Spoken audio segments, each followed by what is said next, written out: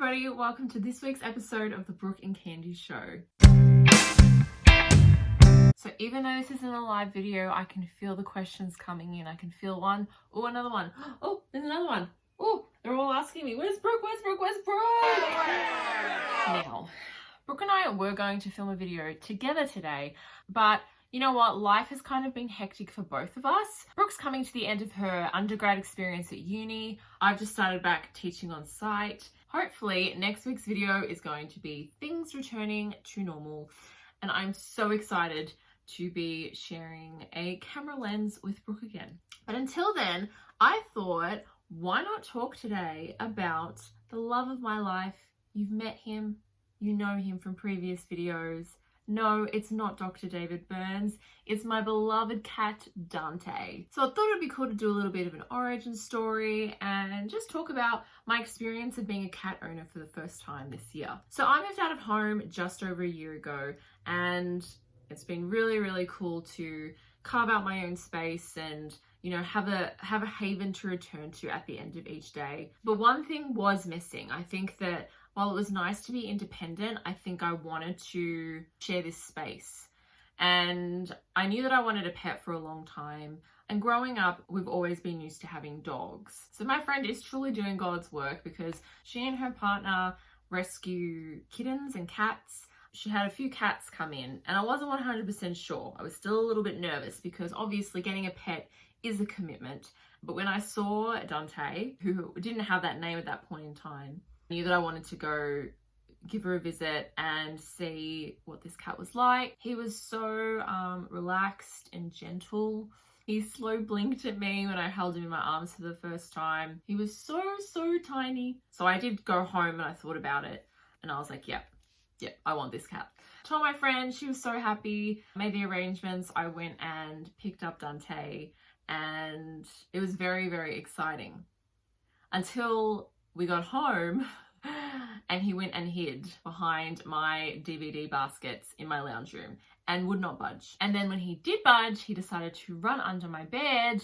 And then when I went to try and get him, he would hiss at me. And I was like, okay, I have no idea what to do. Those first few days were actually quite trying because I think I didn't know what to expect. I'd never had this issue before because I'd never been an independent pet owner before, right? So having this pet in the house who, you know, I couldn't really tell what he was feeling. And I also wanted to make sure I was keeping him safe. I was really, really anxious for those first few days and I wasn't sure if I could do it. I wasn't sure if he was going to gel with me. My friend did reassure me that, you know, once he got used to the house and to me, we'd soon become best friends. So I really hoped that would be the case. So I remember the first night I slept in the lounge room and it was almost like a kid waiting for Santa. And I remember kind of waking up in the middle of the night and I could see him.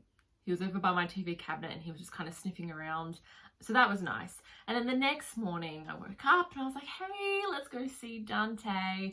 And then I couldn't find him. And I went around the house about 3 or 4 times. I checked everything. I checked kitchen cupboards that he couldn't possibly have jumped into at his size. I checked absolutely everywhere and I was freaking out.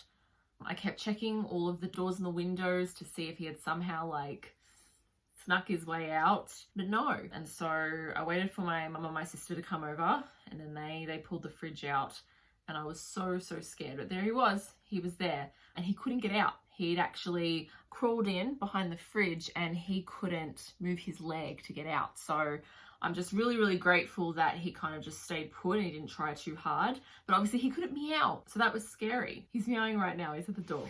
I'm actually just going to go get him. Hang on. Hey, mister. Hello. Come here. Come. Oh, baby. Baby. Look at my baba. Look. Look. Yeah. Hello. Hello. All right, so I'm the one who helped him out from behind the fridge. I pushed the cords behind the fridge down so he could get free and get out himself. And I really do think that's when maybe he started to trust me. So it was a very scary experience at first, but I think it ended up being very positive in the end. So since that day, he became more and more okay with his new living environment, and I guess the rest is history. I felt the anxiety of being someone who has to look out for, you know, a vulnerable creature.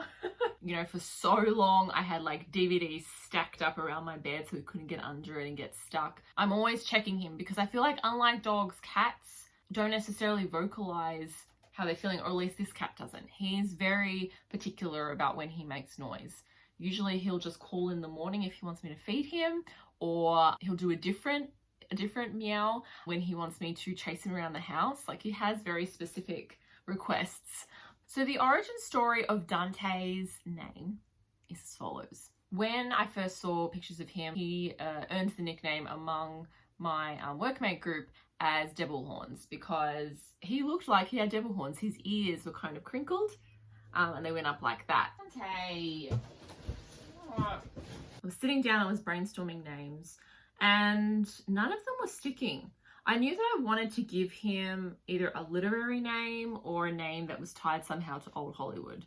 So I'm pretty sure I still have my list on my phone, but there were things like, you know, would I name him after Buster Keaton? Would I name him after something to do with Alfred Hitchcock, who's my favorite movie director? And just nothing would stick. I settled on just thinking about literary names because I felt like, why not have my cat be my muse? I almost went with Jerome after J.D. Salinger, but I suddenly was like, hang on a second, devil horns, I'm Italian. Oh my God, why don't I call him Dante? And as soon as I thought of that name, I felt really, really comfortable and really, really content, and knew that I'd made the right choice there. And I also didn't realize until afterwards that there's actually a tie as well to my favorite book series, which is up there just in the corner.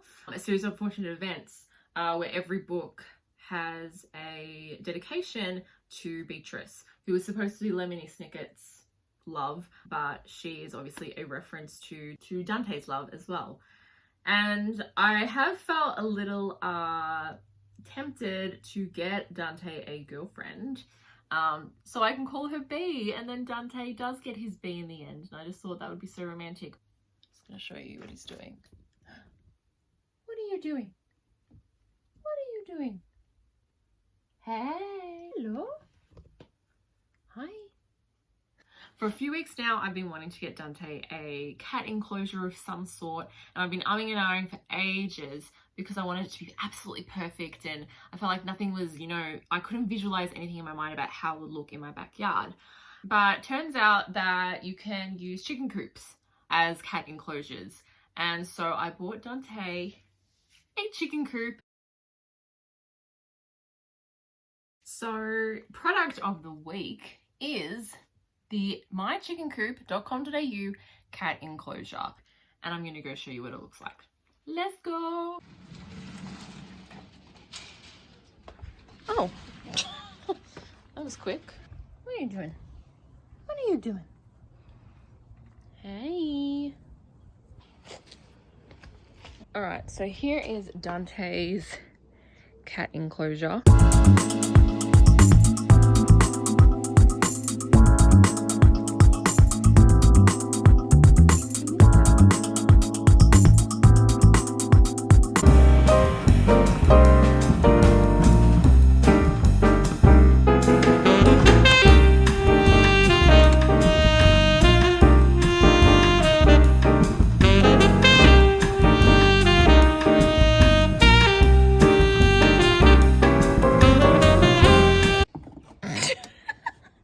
Oh my God. What's up? Hmm?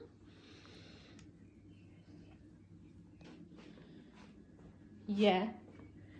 Yeah.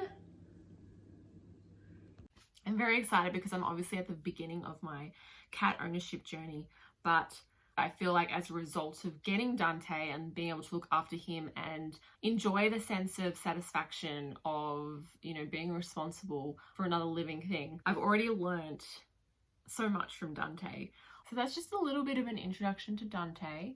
I hope you enjoyed getting a little bit of a glimpse into my experiences as a fur mama, and hopefully Dante features in some more episodes of the Brooke and Candy Show. We shall see. I'll have a talk to his agent and see if I can get him on a bit of a contract for us. Thanks again, guys, for watching. I really appreciate it. Brooke is going to be back very, very, very, very soon. I promise. And don't believe what you read in the tabloids, okay? We are not having a feud as this week's issue of Sisters Weekly would have you believe. Life has just been really hectic in recent weeks for us. So we are getting very close to syncing our schedules, and when that happens, we're going to have a lot of fun on the show again. All right, guys, have a great day, and I will see you with Brooke next week on the Brooke and Candy Show. Bye.